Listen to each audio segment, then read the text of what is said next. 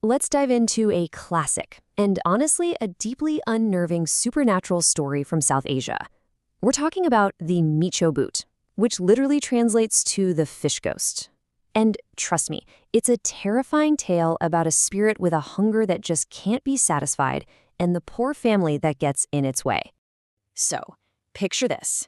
You're moving your family to a beautiful, remote bungalow right by a calm, peaceful river. It sounds perfect, right? But this is really the dark heart of our story. What if the real danger isn't some ghost hiding in the attic, but something ancient and hungry waiting right outside by the water? All right, let's meet our family. We've got Tapan, he's an officer starting a brand new post. Then there's his wife, Mandakini, and their two daughters, Sugandha and Indrani. They're on their way to this new government bungalow, but their arrival, well, it's anything but welcoming. They finally get there, late, in the middle of a dark and stormy night, and the first person they meet is the caretaker, Bhuvan. Now, right off the bat, something's off. His first words aren't welcome, they're a warning.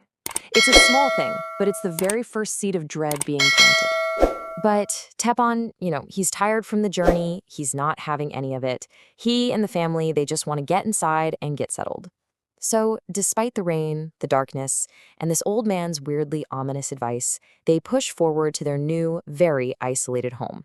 So they're in. But that feeling of relief, it doesn't last long at all. Strange things start happening almost right away, and it all seems to center on that river flowing just outside their door. On the final drive up to the house, they see a figure they're pretty sure is Bhuvan just walking by the river.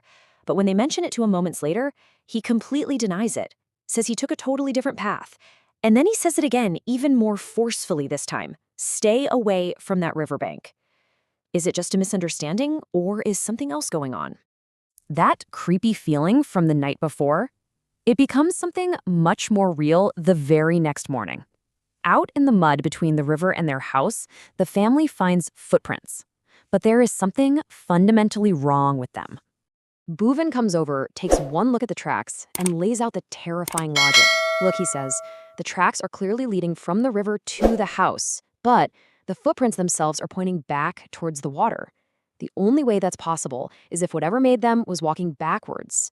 And as he says ominously, there's only one kind of creature whose feet are on the wrong way. Now the story zooms in on the older daughter, Sugandha. And of course, despite all the warnings, she ends up down by the river. And that's where she comes face to face with something. She meets this girl who is just stunningly beautiful with these huge, captivating eyes. But after a little bit of small talk, the girl makes this very strange, very intense request. And notice what she's craving. Fish. That detail is so important. Sugandha is just totally mesmerized by her.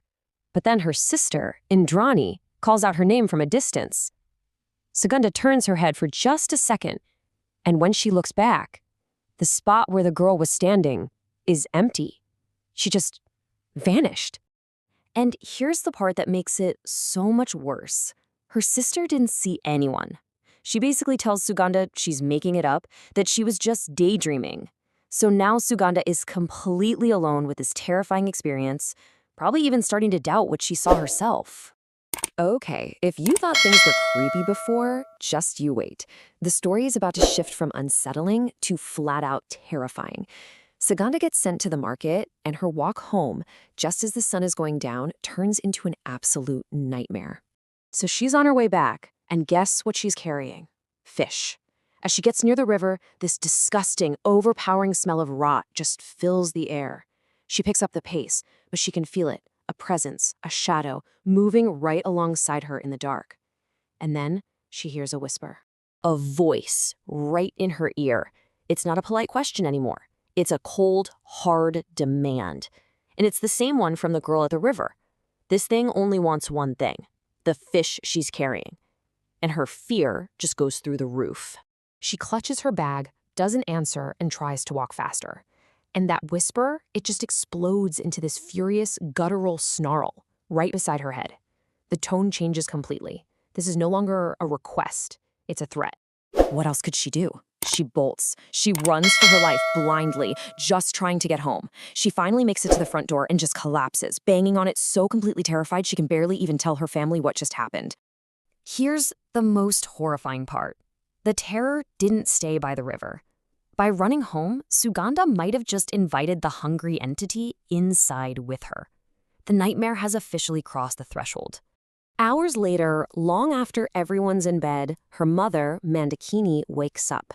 She hears these noises, a weird shuffling, a tearing sound, and it's coming from the kitchen.